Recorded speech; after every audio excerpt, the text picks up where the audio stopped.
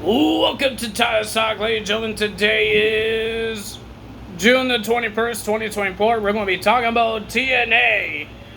It looks like Mr. Dirty Dongo changed his name to Johnny Dango Curtis. I think that's what his name. He changed his name, but we saw the first date of the Step D Lander and Mr. PCO, and it was weird. PCO was drinking some weird black liquid, was trying to make Step D Lander drink it. She did drink it, but she didn't like it. PCO didn't know how to pull out a chair for a woman like a gentleman. He was trying to whack somebody with a chair. And they had a disgusting looking spaghetti. It was black. But ladies and gentlemen, they got interrupted by the first class, Rich Swann and AJ Francis, because what happened against all odds when PCO beat Rich Swann, and then they had they splashed wine in his face, in Mr. PCO's face. Rich Swann tied up PCO with zip ties into the corner, and then, ladies and gentlemen, the Step D Lander slaps AJ Francis in the face, and then she got chokeslammed through the table. I don't think the first class is not being smart here, because now you got PCO going to try to attack you. Frankie Kazarian had been having his problems with Joe Hendry. You saw that on NXT when he eliminated Joe Hendry. He had some things to say on NXT's digital media, and TNA showed it as well. There was no crossover. No NXT guys came to TNA yet. I'm hoping they will. We got Slammiversary coming up, so maybe something will happen. Mustafa Ali might have to defend his X Division title against somebody. We will find out. But, ladies and gentlemen, we got the system coming out and celebrating their wins against all odds. And they want to thank Dirty Dongo, a.k.a. Johnny Dongo Curtis. And Dongo thinks he's part of the system. He says he's friends with Brian Myers. He knows him for a while. He knows Eddie Edwards for a couple of years. And all that stuff. He says they were his friends, and he tried to suck up to Moose. But Moose told Dongo, "You're not part of the system yet." So he could be part of it. And then Santino Marella came out because Moose says he beat everybody. Now TNA just wants outsiders trying to take the title from him. But nobody could. Matt Hardy couldn't. Nick Nemeth couldn't. So Santino Marella came out here and he says that you will defend your title at Slammiversary, but it's going to be a 6-way match. And to get your competitors, there will be qualifier matches. 5 qualifiers. Whoever wins will be added to the championship match, so it will be a 6-way match. He calls it the Road to Slammiversary, and we heard our first match will be Josh Alexander versus Eric Young in our main event. And now the first match of the evening, we got Spitfire versus the Hex. And ladies and gentlemen, the winner of that match was the Spitfire. They got the win. Good job for them. Will they finally get their shot at the tag titles? Because I think they still get a rematch clause. Speaking of rematch clause, ABC is now finally trying to get to the tag team titles. Because they beat Josh Alexander and Eric Young in a tag team match at Against All Odds, now they want a shot at the tag team titles. I guess they're done hating on each other, blaming each other. They want those tag titles back.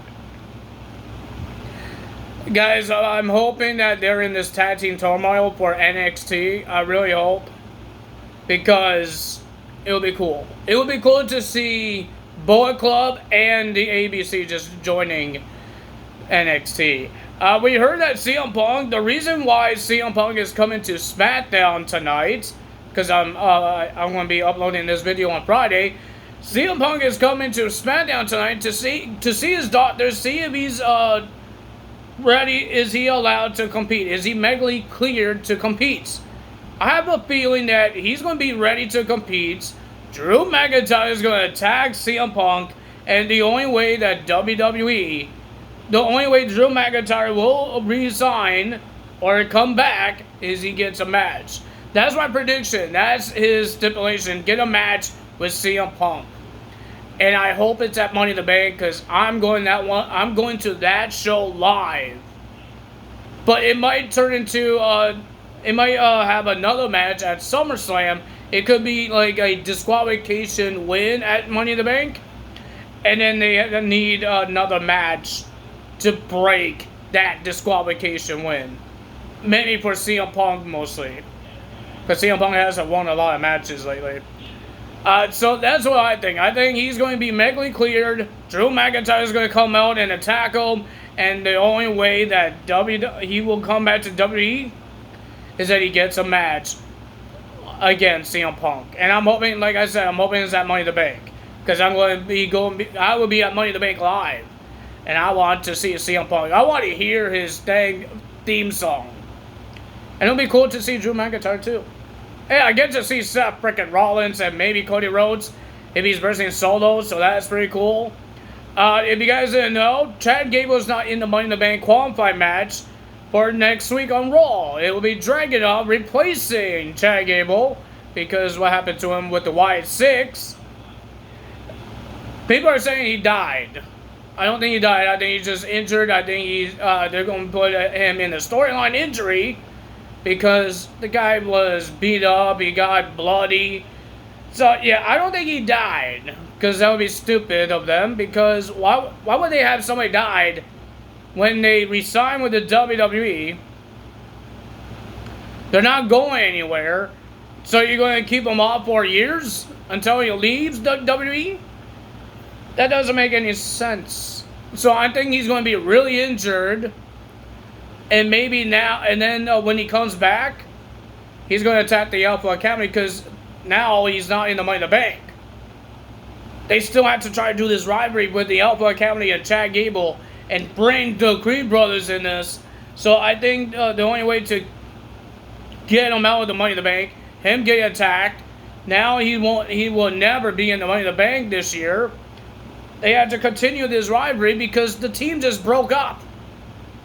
So, Chad Gable needs to get his revenge on them. They screwed up his championship opportunities. He lost to Braun Strowman. Of course, he's going to blame the Alpha Academy for his loss to Braun Strowman. So, it makes more sense that he's not in this Money in the Bank because people want him to be in it.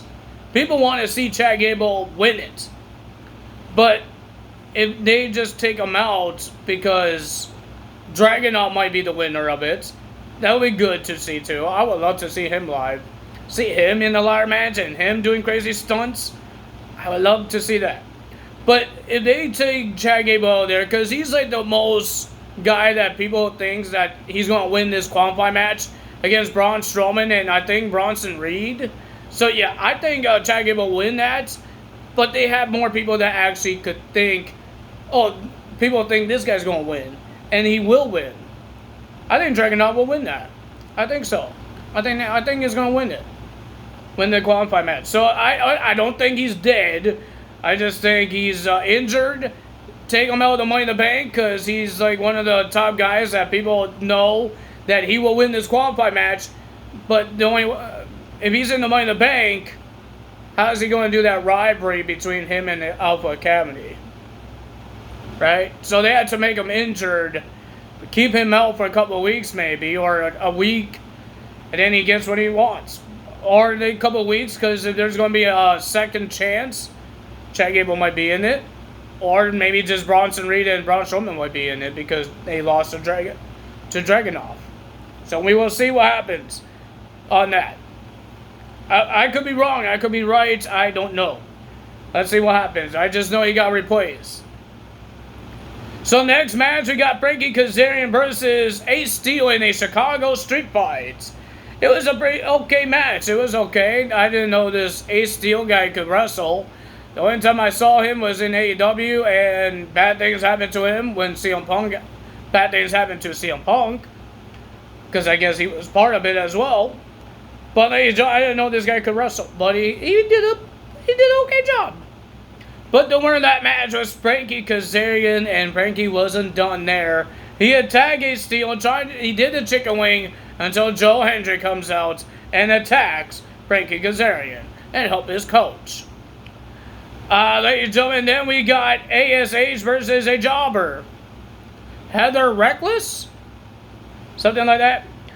And I don't know, Ash deserves an opportunity to the Knockouts title at Slammiversary because she hasn't beaten any TNA Knockouts.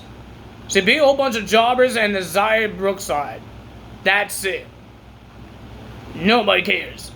But ladies and gentlemen, the winner of that match was Ash because a little help of the Corsair, whatever his name is. And then Ash gets the win, and then she after the match she attacked Heather, and then she was about to do the Juggernaut Driver, Jordan Grace's thingamabob, her finisher, until Jordan Grace came out. Was about to do it on Ash until the Corsair did the weakest punches. He's like, And Jordan Grace was about to hurt him until Ash attacked Jordan Grace. The numbers game was just too much for Jordan Grace. And she says in the backstage, in her interview, she says she's going to handle Ash. She's going to talk to Santino. Let's see what happens. We don't know what's going to happen there. Does she get a title shot? I don't know. I really don't know if she deserves it. Then we had Johnny Dangle Curtis versus Ryan Niven, and Dangle wins the match. And then here comes the System, Eddie Edwards and Brian Myers, and Dangle attacking Ryan Niven after the match until Nick Niven came out and saved his brother. And then we got Josh Alexander versus Eric Young. It was a pretty decent match. I enjoyed it back and forth. And the winner of the match and going to Slammiversary to versus Moose in the 6-way match will be Josh Alexander. And they hugged it out. But if you guys enjoyed this video, hit the like button, leave a comment below, hit that subscribe button, hit that notification bell, and I will see you guys for Friday Night SmackDown results tomorrow. Bye bye.